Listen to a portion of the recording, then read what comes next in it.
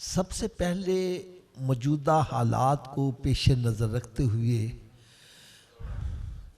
मैं एक नुस्खा आपको बतलाऊँगा। प्यारे आका हज़रत मुहम्मद मुस्तफ़ा सल्लल्लाहु ताला अलैहि वसल्लम की बारगाह बेकसपना में एक सहाबी रज़ी अल्लाह ताला अन्हु हाजिर हुए।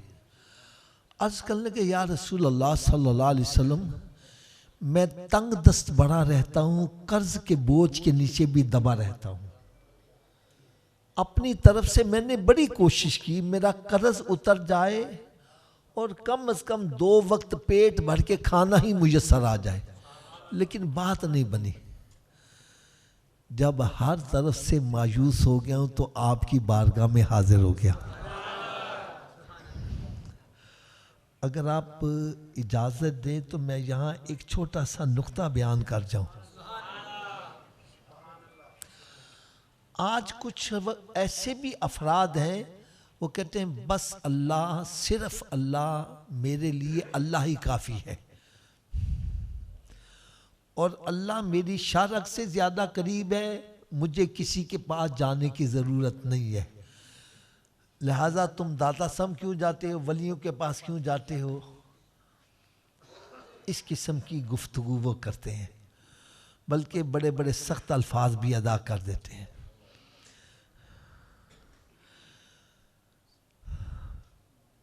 तो जब ये सहाबी रज़ी अल्लाह ताला सरकार की बारगाह में हाजिर हुए तो सरकार सल्लल्लाहु अलैहि वसल्लम ने ये नहीं फरमाया कि रब तेरे भी करीब है, मेरे भी करीब है, मेरे पास क्या लेने आ, जाओ जाके रब से मांगो।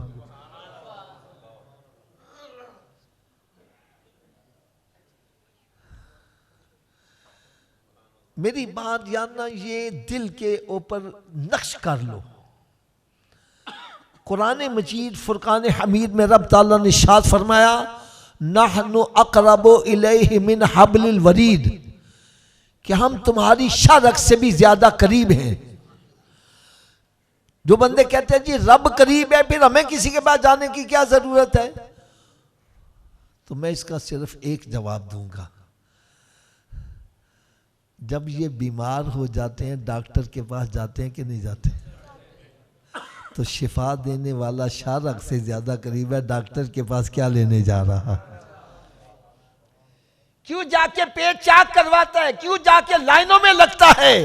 अरे शिफा देने वाला तेरी शारक से करीब है, डॉक्टर के पास जाने से क्या तुझे शिरक नजर नहीं आता।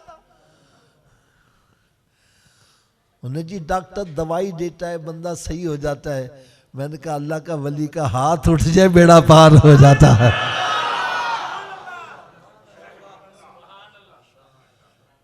और दूसरा जवाब और सुनो, अल्लाह तबारक व तआला सिर्फ हमारे ही करीब नहीं है, वो हर एक के करीब है।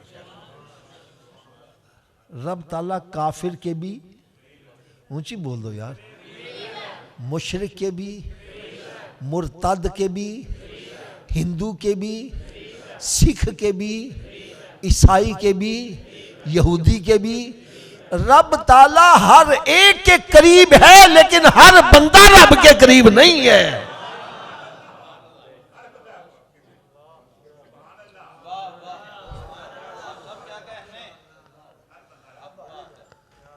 रब ताला हर एक के करीब है, लेकिन हर बंदा रब के करीब नहीं है।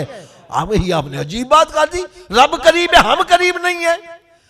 भाई अगर हर बंदा रब के करीब होता तो रब ताला ये क्यों इरशाद फरमाता, यतक़र्रबु इलैया बिन नवाफिल, जब फराइज वाजिबात अदा करने के बाद बंदा नवाफिल की कसरत करता है, फिर वो मेरे करीब होता जाता है, करीब होता जाता है। फिर एक मकामे कुर्ब वो भी आता है, रब ताला इरशाद फरमाता है मैं उसकी आंखें बन जाता हूं जिससे वो देखता है, उसके हाथ बन जाता हूं जिससे वो पकड़ता है, उसकी जुबान बन जाता हूं जिससे वो बोलता है, उसके कान बन जाता हूं जिससे वो सुनता है।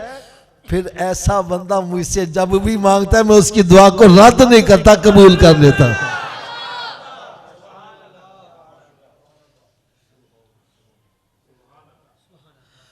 तो भाई हम अल्लाह के वलियों के पास क्यों जाते हैं? हम दुआ मांगे कबूल हो या ना हो, और अल्लाह के वली का हाथ उठ जाए तो बेड़ा। यार आपको एक बड़ी मजेदार बात सुनाऊं। आपने नाम सुना का पीर मेहर अली शाह साहब? किथे मेहर अली? आपके पास एक बंदा आया, बड़ा परेशान हाल, लगा अपने दुखड़े सुनाने। हजरत जी मुझे ये भी तकलीफ है, मेरी शादी भी नहीं, मकान भी नहीं है, ये दुखड़े सुनाए तकरीबन आधा घंटा लगा के। कितनी देर लगा के जी? आखिर कहना पीर जी मेरे वास्ते दुआ करो। और पीर साहब ने क्या किया, ऐसे हाथ उठाया, जा भाई। मुरीद कहने लगे हजरत जी उन्हें बेचारे ने अद्धा घंटा ला के दुखड़े सुनाए, तुसी एनी देर च रब को मंगया कीजिए। फरमान लगे रब ये नहीं देखता मांग क्या रहा है, रब देखता है हाथ किसका उठ गया है।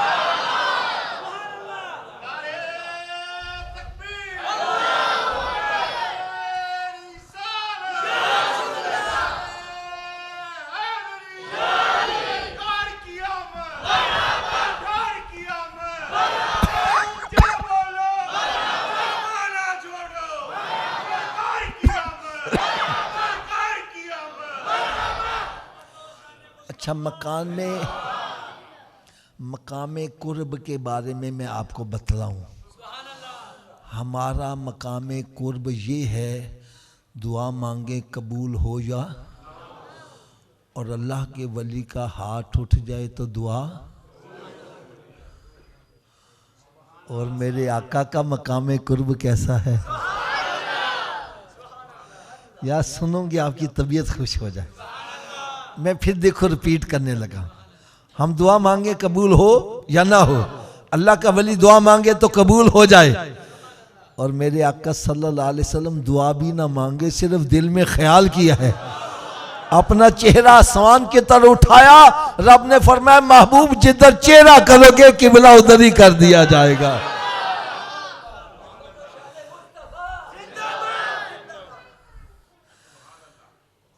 इसीलिए आला हज़रत लिखते हैं, रजा पुल से अब वजद करते गुजरिए कि है रब्बे सल्लिम सदाए मोहम्मद। जो महबूब दुआ भी ना मांगे, रब किबला तब्दील कर दे। जब वो दुआ मांगेंगे या अल्लाह मेरी उम्मत को सलामती से गुजार दे, तो हमें तो वजद करते गुजर जाएंगे।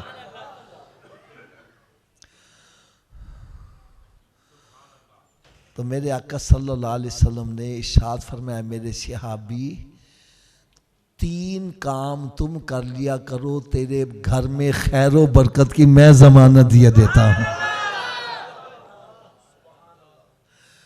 अच्छा, एक मेरी बात बड़ी तवज्जो से सुनना। एक नुस्खा होता है डॉक्टर का। किसका? मैंने इस्तेमाल किया, मुझे आराम आ गया। मैं कहता हूं हजरत जी तुसी भी ये नुस्खा इस्तेमाल करो। अब ये डरेंगे, यार ये डॉक्टर का नुस्खा है, कहीं रिएक्शन ही ना कर जाए। ऐसा ही है ना? मेरे लिए तो फायदेमंद है, हो सकता है इनके लिए नुकसानदेह हो जाए। लेकिन मेरे आका का नुस्खा डॉक्टर का नुस्खा नहीं, सरकार का नुस्खा है। वो कमाल हुस्न हुजूर है कि गुमान नक्श जहां नहीं। अरे यही फूल खार से दूर है, यही शम्मा है कि दुआ नहीं। वहां नक्श का गुमान भी नहीं है, लिहाजा जो भी ये नुस्खा इस्तेमाल करेगा उन सब का भी रब का करम होता चला जाएगा।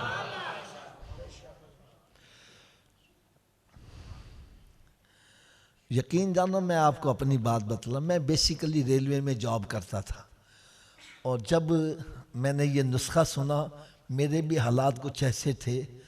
जब से मैंने अमल किया, रब ने इतना नवाजा है। एक रेलवे में जॉब करने वाले की आमदन कितनी होती है यार? 3 मैंने हज किए, तकरीबन 25 उम्रे किए।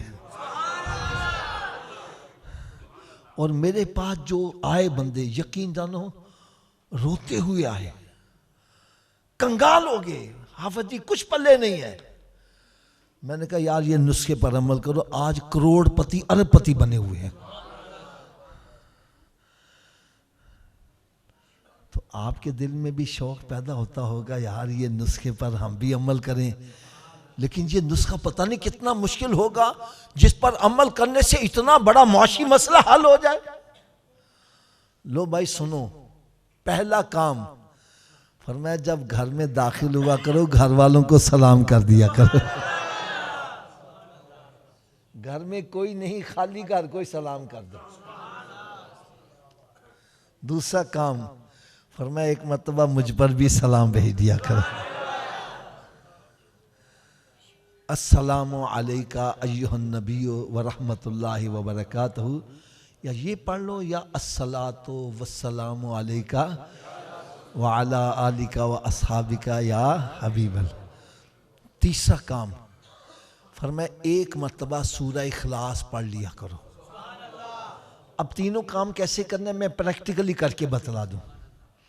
यूँ समझो जैसे मैं घर में दाखिल हुआ, ऊंची आवाज़ से कहना अस्सलामु अलैकुम, फिर आहिस्ता से कहना अस्सलातु वस्सलामु अलैका या रसूल अल्लाह व अला आलिका व अस्हाबिका या हबीब अल्लाह, बिस्मिल्लाहिर रहमानिर रहीम, कुल हुवल्लाहु अहद अल्लाहु समद लम यलिद वलम यूलद वलम यकुल लहू कुफुवन अहद। हाँ जी, काम मुश्किल है कि आसान है? अमल कर लेंगे। लेकिन एक बात बता रहा हूँ, आप भूल भी जाओगे, भूल भी जाओगे तो याद रखने का भी नुस्खा दस दिया।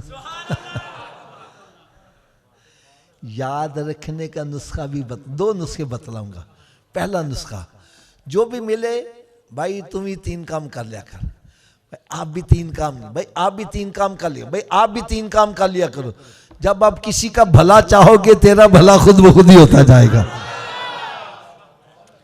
दूसरा नुस्खा, मैं घर में दाखिल हो गया, बाद में याद है ओ मैंने तो 3 काम करने थे, फरमाया उठ के फिर बाहर आ जा, फिर दाखिल होके सलाम कर ले। यार एक आपको हज़रत साहब बड़ी प्यारी इसकी बहार सुनाऊं, बड़ी प्यारी बहार सुनाऊं।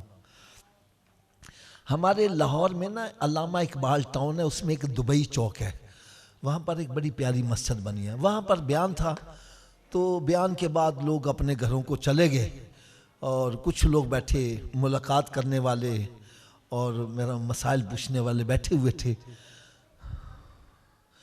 इतने में एक बंदा अपने घर से फिर वापस आ गया, चेहरा बड़ा हशाश बशाश खुश। मैंने कहा यार तू वापस आ गया, खैर है? कहने लगा हाफिज साहब आपने अभी जो नुस्खा बतलाया ना, इससे मेरा कई सालों का बिगड़ा हुआ मसला हल हो गया। मैं हैरान परेशान, यार अभी नुस्खा बतलाया, इसका कौन सा कई सालों का बिगड़ा हुआ काम सही हो गया? कहने लगा जी मेरी बीवी से बोल कलाम बंद थी, ना वो मुझे बुलाती ना मैं उसको बुलाता था, कई साल हो गए। तो आपने कहा था घर में दाखिल होते वक्त क्या करना है? कहने लगा मैंने दरवाजा खटखटाया, उसने दरवाजा खोला, मैंने जाते कह दिया अस्सलामु अलैकुम, कहना उसने भी मुस्कुरा के जवाब दे दिया, हमारा मसला हल हो गया।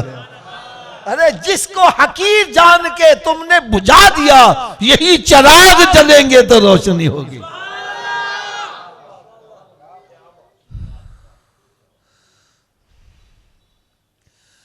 तो 3 काम कौन कौन से हैं? पहला काम कौन सा है?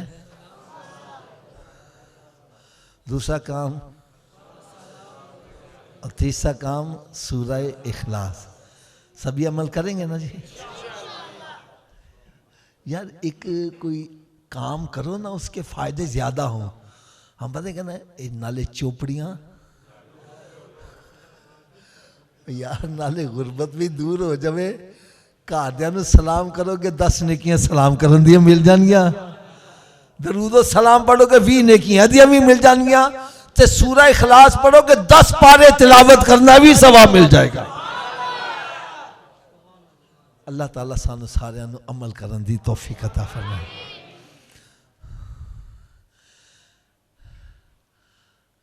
ये माह मुबारक मेरे आका सल्लल्लाहु अलैहि वसल्लम की जलवागरी का महीना है। इसमें सरकार की आमद का तज़किरा होता है और महफिल मिलाद मनाने के फ़ज़ाइल बयान किए जाते हैं। मैं इनके हक़ में हूँ, मुखालफत में नहीं हूँ। लेकिन एक बात है यार, ये जितने बैठे हैं ये मिलाशी मनाने वाले ही बैठे हैं। अब इनको मिलाशी मनाने के फ़ज़ाइल बयान करने के बजाय अगला स्टेप बतलाओ, ये क्या करें।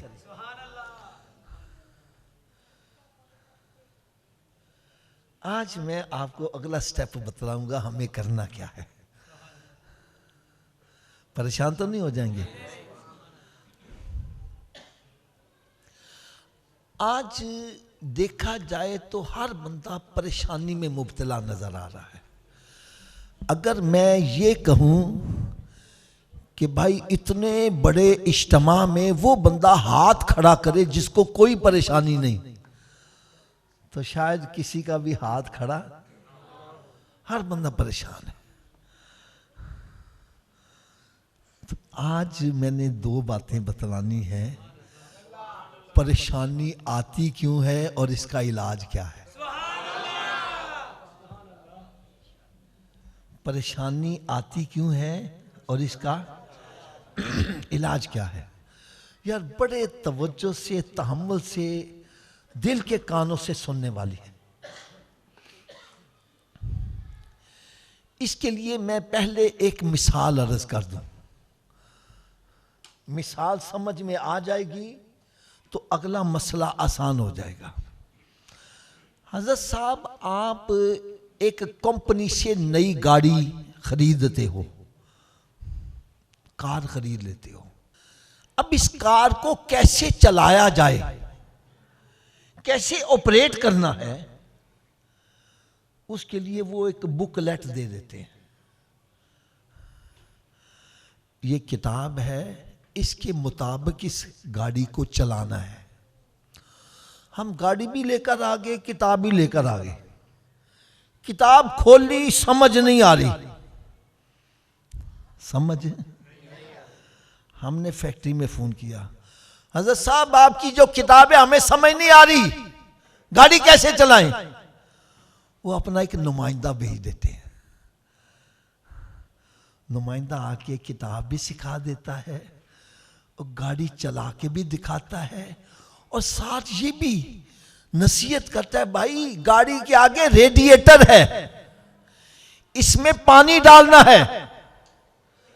क्या डालना है? और पीछे फ्यूल टैंक है, पीछे आपने पेट्रोल डालना है।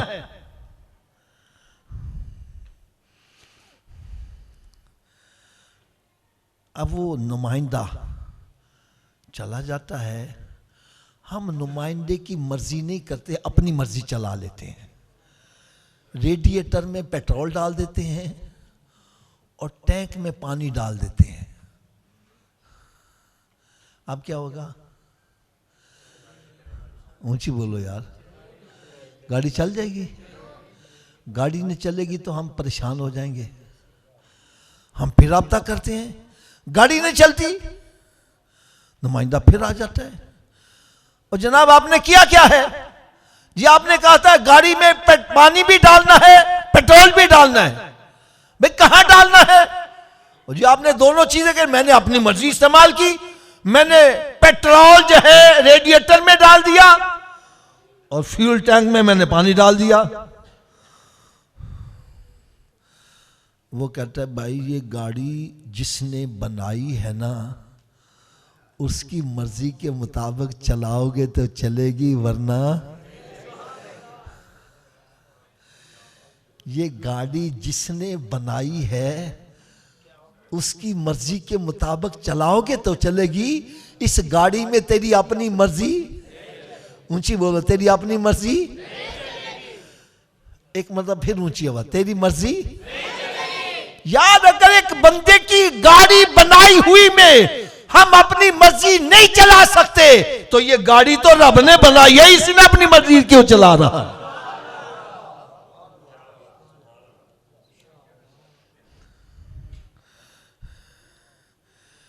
एक बंदे की बनाई हुई गाड़ी में तू अपनी मर्जी इस्तेमाल नहीं कर सकता, अरे ये गाड़ी तो रब ताला ने बनाई है, इसमें तेरी मर्जी कैसे चलेगी? तू अपनी मर्जी चलाएगा, गाड़ी सही नहीं चलेगी और परेशान भी हो जाएगा।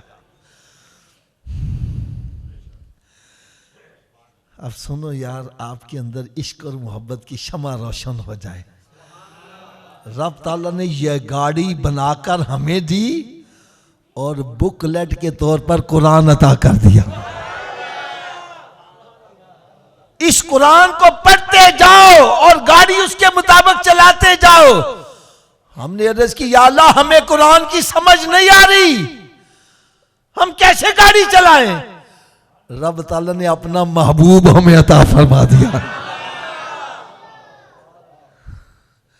उसने कुरान पढ़ के भी सिखाया और पढ़ाया भी, और फिर उस कुरान पर अमल करके दिखाया, और फिर गाड़ी को चला के दिखाया। और रब ताला ने इरशाद फरमा दिया, मैं युति रसूला फकद आता अल्लाह, जिसने मेरे महबूब की इताअत कर ली उसने मेरी ही इताअत कर ली।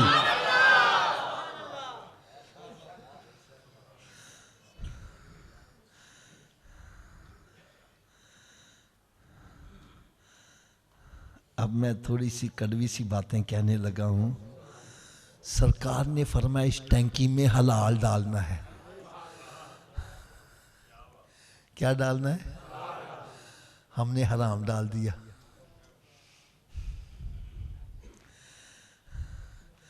सरकार सल्लल्लाहु अलैहि वसल्लम ने शाह फरमाया इस आंखों से बदनिगाही नहीं करनी, बेहयाई नहीं करनी। हम बेहयाई कर रहे हैं। फरमाया सूद नहीं खाना, रिश्वत नहीं खानी, हराम नहीं खाना, मां बाप की नाफरमानी नहीं करनी, बीवी के हकूक अदा करने हैं, माँ बाप के हकूक अदा करने हैं, पड़ोसियों के हकूक अदा करने हैं। मेरे आका सल्लल्लाहु अलैहि वसल्लम ने पूरा मशीनरी को चलाने का तरीका बतला दिया, और रब ताला को अपने महबूब का तरीका इतना पसंद आया, फरमाया लक़द कान लकुम फी रसूलिल्लाहि उस्वतुन हसना। मेरे महबूब की सारी हयात तैयबा तुम्हारे लिए बेहतरीन नमूना है। हजरत साहब, मैं एक और इशारा करने लगा हूं, पता नहीं किसके दिल पर आज चोट लगे। मैं यहां मस्जिद में बैठा हूं, मेरे दाईं तरफ मेरे वाले साहब बैठे हों, बाईं तरफ मेरा दोस्त बैठा हो। वाले साहब कहते हैं बेटा इस दरवाजे से बाहर जाना, दोस्त कहते हैं नहीं हाफिज जी इस दरवाजे से बाहर जाना। मुझे किसकी माननी चाहिए? नहीं, सबकी आवाज़ नहीं आ रही यार। देखो यार ना, मुझे आप जवाब दोगे ना तो मुझे ये खुशी होगी कि आपको मेरी बात समझ आ रही है। मैं इसलिए आपसे पूछता हूँ, मुझे किसकी माननी चाहिए? अच्छा, वालिद साहब की क्यों मानूं? वजह क्या है? अब यही कहोगे हाफिज साहब वालिद साहब का रुतबा बड़ा है, दोस्त का रुतबा छोटा है। वालिद का रुतबा, दोस्त का रुतबा, तो फिर उसूल क्या बना?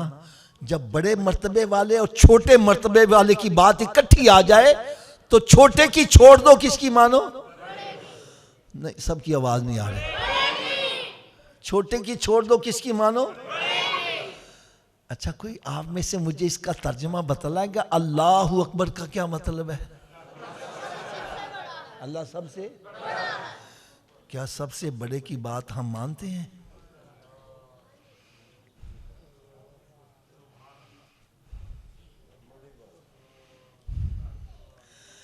अल्लामा इकबाल यही तो कहता है, जुबान से कह जो दिया ला इलाहा इल्लल्लाह तो क्या हासिल।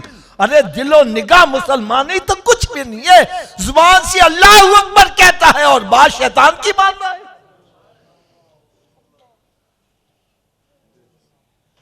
जुबान से अल्लाह अकबर कहता है और बात नफ्स की मान रहा है।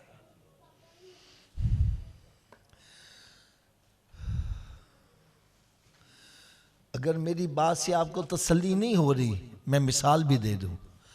रब ताला की तरफ से पैगाम आता है हय्या अला सलाह। इसका की मतलब है जी? शैतान कहना बैठा रहो, कारोबार कर, गप्पा मार, फिल्मा ड्रामे देख, हुक्का पी। हम किसकी मानते हैं? रब ताला की तरफ से पैगाम आता है, सलातु खैरुम मिनन नौम, नमाज नींद से। शैतान का ना बिस्तर च और बार जाके मौलवी दी आवाज कान च ना पै जावे। किसकी मान रहा है? रब फरमाए हलाल खाओ, हराम के करीब। अजी कहना छो, पैसा आना चाहिए, भावे चोरी करके आवे, भावे डकैती करके, भावे यतीमा का माल लुट के आवे, भावे बैंक लुट के आवे, पैसा आना चाहिए। हम किसकी मानते हैं? थोड़ा सोचिए बात। अच्छा यार, आप में से कोई बंदा मुझे सिर्फ एक आयत बतला दे या कोई हदीस बतला दे जिसका तर्जमा ये बनता हो कि शैतान के पीछे चलने वाले का अंजाम जन्नत है कोई ऐसी बात? फिर ये क्यों बतलाते हो? क्यों शैतान के पीछे चलते हो? जब कुरान कहता है इन्ना शैतान लिल इंसानी अदुव्वुम मुबीन, शैतान तुम्हारा खुला हुआ दुश्मन है। इन्ना शैतान लकुम अदुव्वुन फत्तखिजुहु अदुव्वा, शैतान तुम्हारा दुश्मन है, तुम भी इसको दुश्मन जानो। ला तत्तबिउ खुतुवाति शैतान, शैतान के पीछे ना चलो। क्यों ना चलो?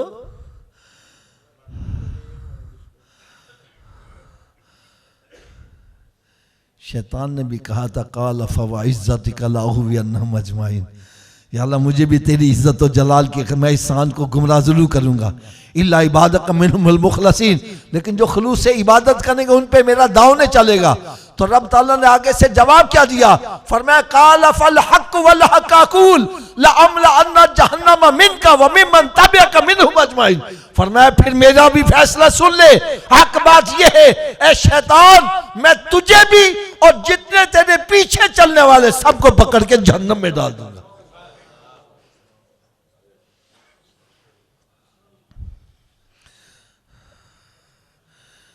शैतान के पीछे चलने का अंजाम जहन्नम है और सरकार के पीछे चलने का अंजाम जन्नत है।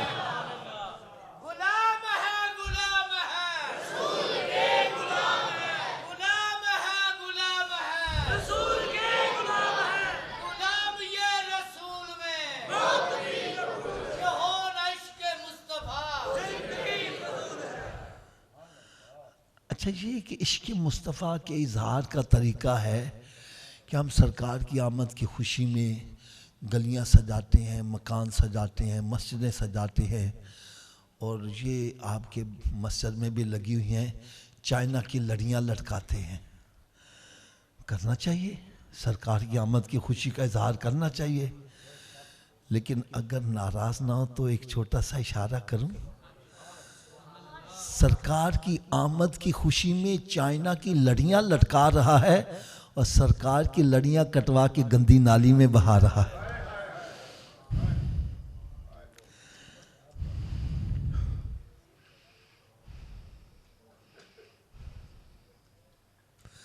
मेरी बात ये कान खोल के सुन लो, ये चाइना की लड़ियां कब्र में साथ नहीं जाएंगी और मेरे आका की ये लड़ियां कब्र में भी साथ जाएंगी, असर में भी साथ जाएंगी।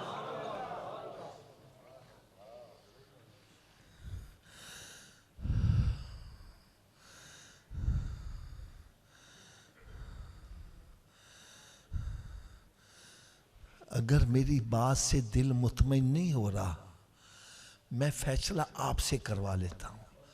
कुल्लु नफ्सिन, हर एक नफ्स को मौत का जायका, जब मर जाएंगे तो कब्र में जाएंगे। कब्र में मेरे आका सल्लल्लाहु अलैहि वसल्लम की जलवागरी होगी।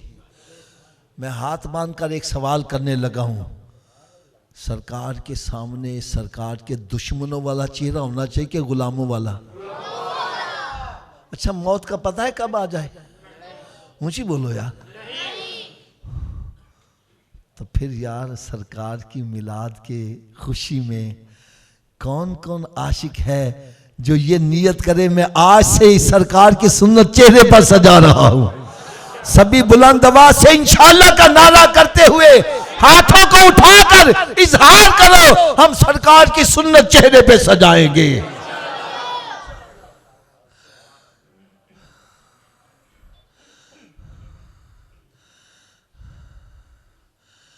हज़रत साहब, ये सरकार सल्लल्लाहु अलैहि वसल्लम का बड़ा करम है। मेरे आका सल्लल्लाहु अलैहि वसल्लम ने ड्यूटी लगाई है, मेरा ज़्यादा वक्त सफ़र में ही गुज़रता है। अभी रात कड़ी शरीफ में बयान था और सुबह फजर के बाद डिफेंस में था, जोहर में आज़म क्लॉथ मार्केट में था और यहाँ गुजरावाले में ये दूसरा बयान है। इस तरह मेरा ना सिलसिला चल रहा है। जब हम जाते हैं ना, रोड पर सफ़र करते हैं, तो पुलिस के नाके लगे होते हैं। कोई कहता है कागज़ा दिखाओ जी, जामा तलाशी दो जी, तुम्हारी अगली बत्ती सही नहीं, पिछली सही नहीं, करते हैं कि नहीं चेकिंग। लेकिन जब हमारी दाढ़ी देखते हैं, कहना मौलवी जी तुसी लंघ जाओ, मौलवी जी तुसी। और मैं सही कह रहा हूँ गलत कह रहा हूँ? मैं फिर रब ताला के बारे में क्या गुमान? रब ताला फरमाया जैसा बंदा मेरे बारे में गुमान का वैसा ही पेश आऊंगा। मैं रब ताला के बारे में गुमान क्या करता हूं? मैं कहता हूं मालिक मौला, ये पुलिस वाले जो अपने रिश्तेदारों का लिहाज नहीं करते, तेरे महबूब की सुन्नत का हया करते हुए कहते लग जा, तू तो सारे राम करने वालों से बड़ा राम करने, तूने चल भाई गुजर जा। मेरे आका सल्लल्लाहु अलैहि वसल्लम ने शाह फरमा मन अहब्बा सुन्नती फ़क़द अहब्बनी कान माया फिल जन्ना। जिसने मेरी सुन्नत से मोहब्बत की उसने मेरे साथ मोहब्बत की, जिसने मेरे साथ मोहब्बत की कल बरोज़े क़यामत जन्नत में मेरे साथ जाएगा। और सुन्नत पर अमल करने से सरकार का जन्नत में पड़ोस मिल जाए। सौदा महंगा है क्या सस्ता है? ऊंची बोलो यार। अच्छा सौदा सस्ता मिले तो खरीदारी में देर करनी चाहिए कि जल्दी? तो फिर जल्दी जल्दी इंशाल्लाह कह के नियत कर लो, आज के बाद सरकार की सुन्नत चेहरे पर सजाएंगे।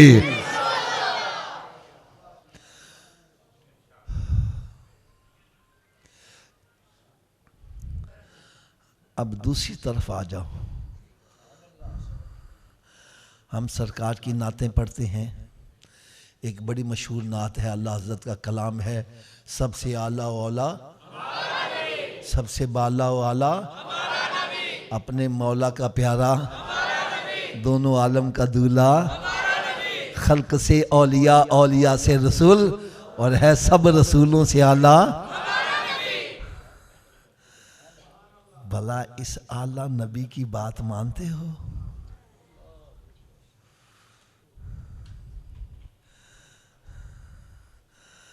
हजरत जी ये दुख वाली बात है कि नहीं?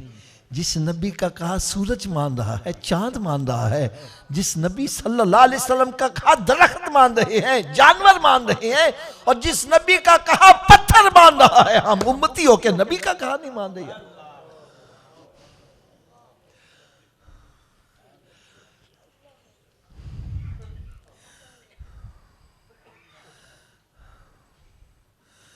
मेरे आका सल्लल्लाहु अलैहि वसल्लम ने शाद फरमाया फजर की नमाज पढ़ा कर, तेरी रोजी में बरकत होगी। तेरी रोजी में कहना जी आँखी नहीं खुल दी तो डॉक्टर कहना सवेरे उठ के एक्सरसाइज करेगा, रो ग्राउंड च पहुंचा है।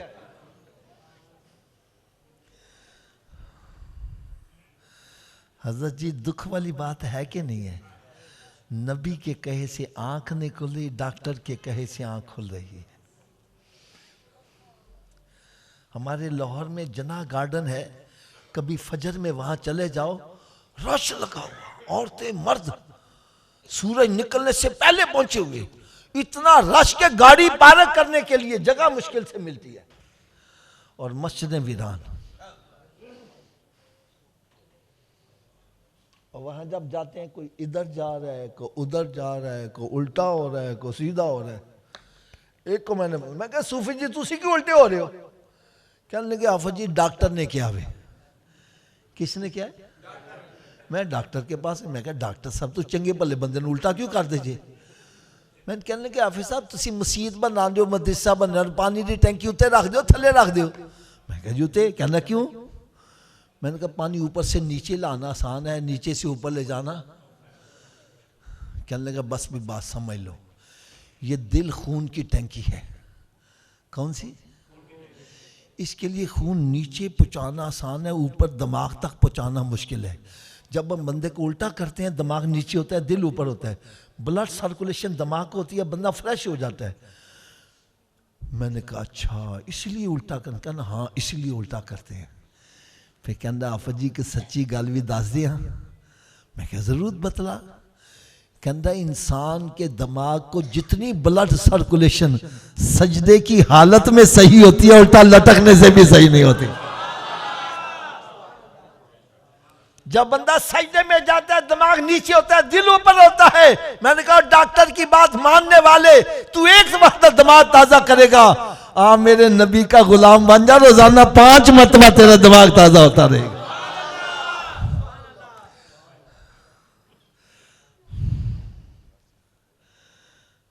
हजरत साहब देखो, एक बंदा बीमार हो जाता है, अल्लाह ताला हर मुसलमान को बीमारियों से महफूज रखे, और जो बीमार हो चुके हैं अल्लाह ताला उनको शिफाए कामिला अता।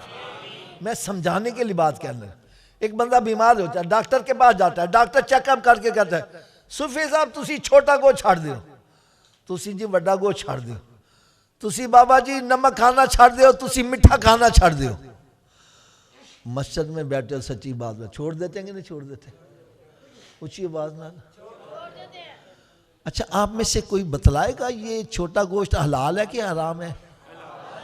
बड़ा गोश्त, नमक, मीठा, या डॉक्टर के कहे से हलाल छोड़ देता, नबी के कहे से हराम नहीं छोड़ रहा।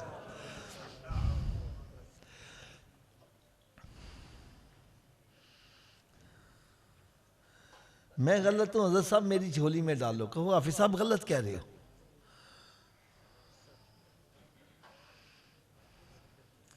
हज़रत साहब एक हमारा दोस्त था, मिठाई बड़ी खाता था, डब्बा मिठाई का रखो थोड़ी देर के बाद गायब। एक मतलब उसने मिठाई खाना, मैं कहा बाबा जी उन्हें खा दे। कहने लगे हाफिज साहब डॉक्टर ने मना कर दिया। किसने मना कर दिया? मैं कहा छोड़ डॉक्टर को, खाया कर दूं। कहने लगा नहीं हाफिज जी डॉक्टर मेरा खैर खा है। डॉक्टर मेरा, ऊंची बोलो। मैंने कहा मेरे आका से बड़ा खैर खा कोई हो सकता है?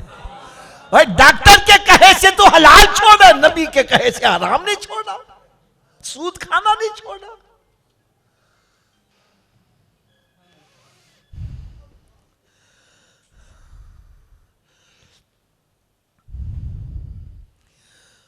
और मेरी बात ये भी कान खोल के सुन लो, बंदा जितनी हेरा फेरी करता है, चोरियां डकैतियां करता है, औलाद के लिए करता है, और दोस्तों को राजी करने के लिए शराबे भी पीता है, जुआ भी खेलता है, और कहते आ साढ़ना शराबी हो माते का बना, असी तेरा साथ नहीं छड़ा, असी तेरे नाल मरांगे।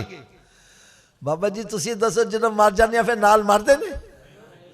कहने लै चलो कि बो नाल लवे कड्डो बाहर। किथे नहीं तेरे घर वाले जिन्ना ले से तू पाप कमांदा, जेड़े कहंदे सी मरांगे नाल तेरे, अज उन्हां भी बाजियां हारियां नहीं। अरे जितने तेरे खैर खा है दफन करके वापस आ जाएंगे, कोई कब्र में साथ नहीं जाएगा। मेरा नबी ऐसा खैर खा है कब्र में भी तशरीफ ले आएंगे।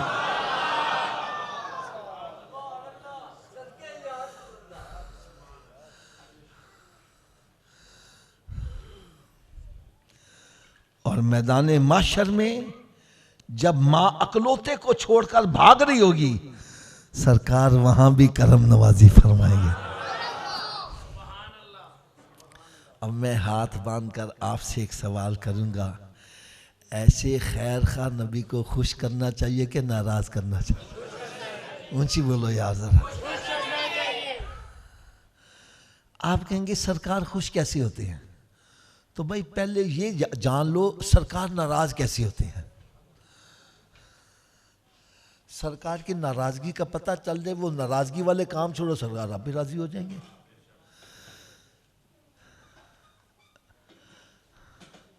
लो हजरत साहब फैसला आपने करना है। आपका बेटा आपकी बात नहीं मानता, आप बेटे से खुश होगे नाराज होगे? उस्ताद की बात शागिर्द ना माने, उस्ताद भी शागिर्द से, पीर की बात मुरीद ना माने, पीर भी मुरीद से। तो नबी की बात उम्मती ना माने।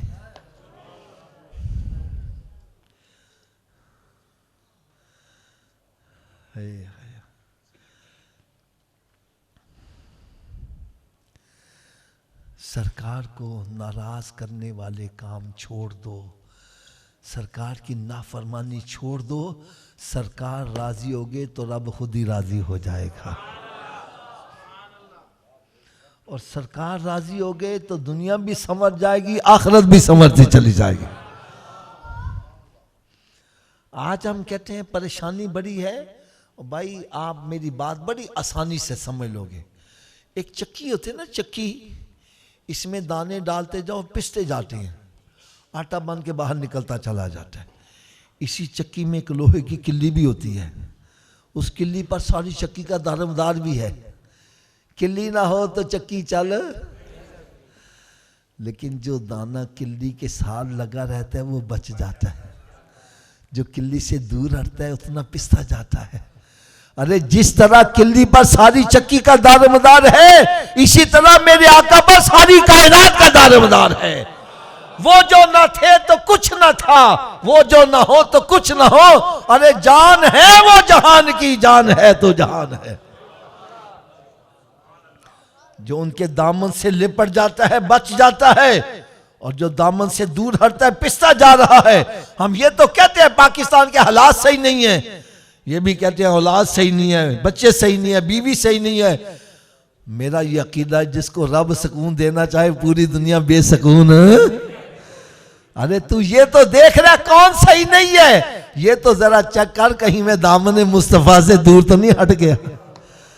आओ दामने मुस्तफ़ा सल्लल्लाहु अलैहि वसल्लम से लिपट जाओ। दामने मुस्तफ़ा सल्लल्लाहु अलैहि वसल्लम से जो भी लिपटा वो यगाना हो गया। अरे जिसके हुजूर हो गए उसका जमाना हो गया।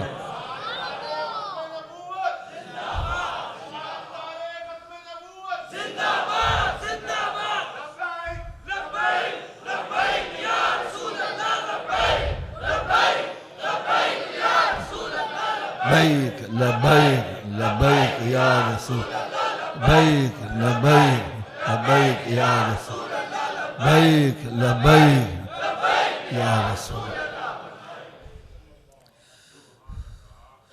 बल्कि अल्लामा इकबाल ने तो यार कमाल कर दी। वो कहता कि मोहम्मद से वफा तूने तो हम तेरे हैं, ये जहां चीज है क्या लोहो कलम तेरे है। लोहो कलम तेरे, इसका मतलब क्या है?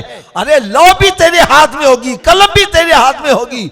जिसकी चाहना तकदीर बदल के रख देना कि निगाहे मर्द मोमिन से बदल जाती हैं तकदीरें। अगर ज़ौक़े यकीन पैदा हो तो कट जाती हैं जंजीरें। न पूछ इन खिरका पोशों से इरादत हो तो देख इनको, अरे यदे बैजा लिए बैठे हैं अपनी आस्तीनों में।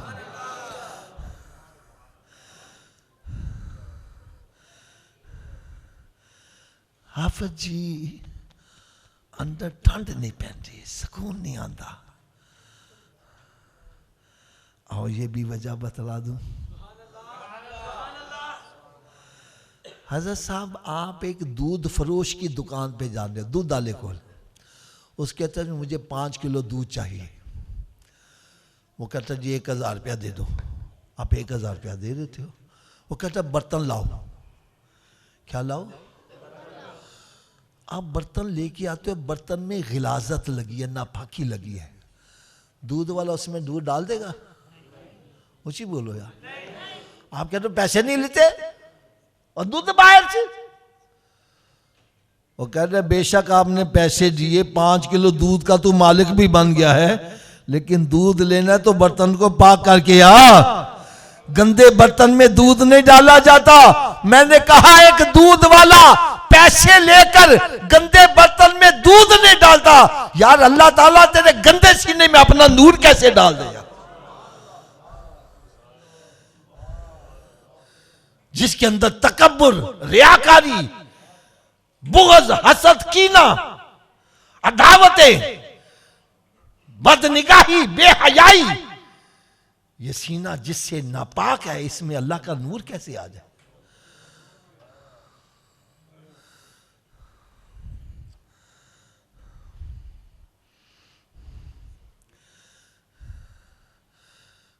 हजरत साहब आपके घर में संदूक है, क्या है? इसमें गंदे कपड़े रखते हो, साफ रखते हो? गंदे क्यों नहीं रखते?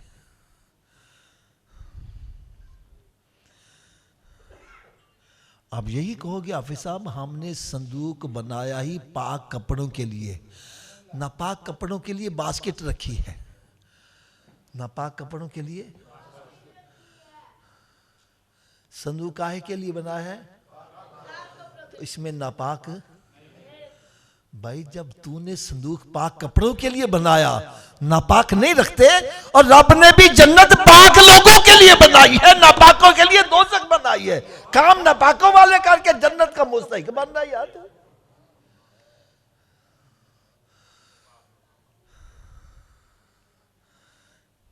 किस तरफ तू जा रहा है?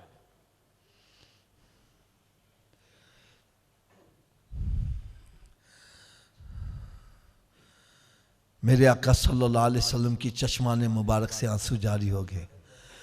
अर्ज़ करने लगे मालिक मौला, मेरे उम्मती तो गुनाह करेंगे, उनका अंदर नापाक हो गया, दोज़ख में जलेंगे, मैं कैसे बर्दाश्त करूंगा?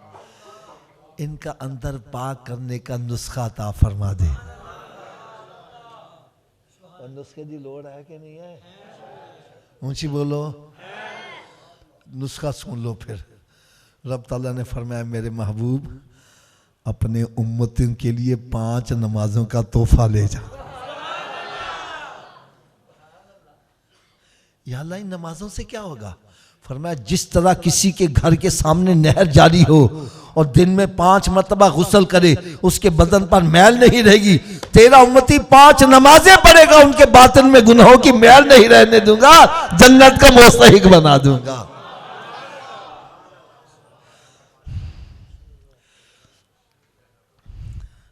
चलो हज़रत जी तुसी करीब बैठे हो, तुसी मैंने गल दा जवाब देना, क्योंकि मैं फैसला तुहाडे कोल करवाना है।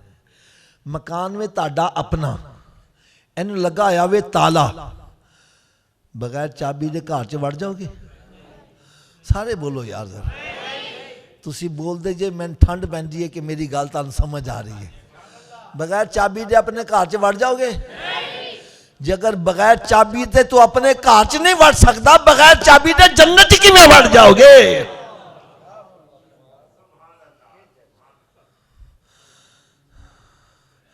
आप कहेंगे हाफिज जी जन्नत की चाबी क्या है?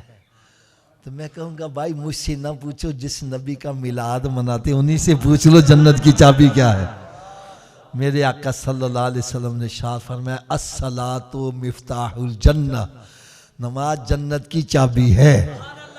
नमाज जन्नत की, ऊंची बोलो, नमाज जन्नत की। लो हज़रत जी तुसी दसो बगैर चाबी दे जन्नत दा ताला खोल लवोगे? चलो बाबा जी तुसी दसो चाबी दा बंदोबस्त मरण तो बाद करना है कि पहले करना है? तो फिर कर दे क्यों नहीं?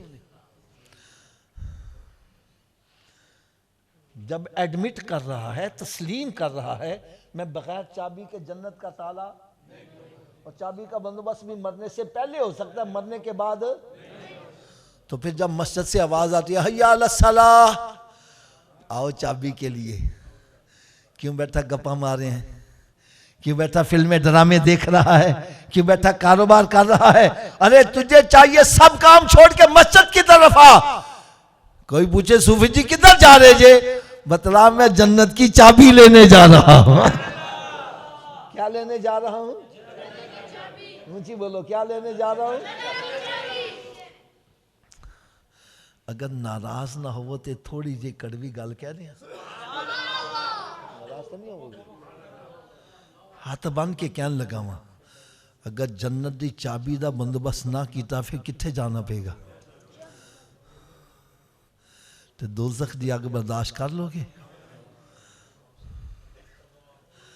हज़रत जी चंद दिन पहले साडे इलाके दी ना बारिश की वजह नाल ट्रांसफार्मर जल गए।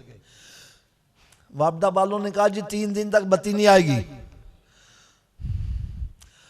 हज़रत साहब लोग घर छोड़ के अपने रिश्तेदारों के यहाँ चले गए। मैंने कहा अगर दुनिया की गर्मी बर्दाश्त नहीं कर सकता, दोज़ख की आग कैसे बर्दाश्त करोगे?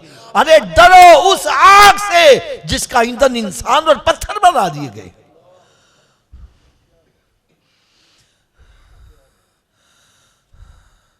अगर दोज़ख की आग बर्दाश्त नहीं कर सकते तो फिर जन्नत का बंदोबस्त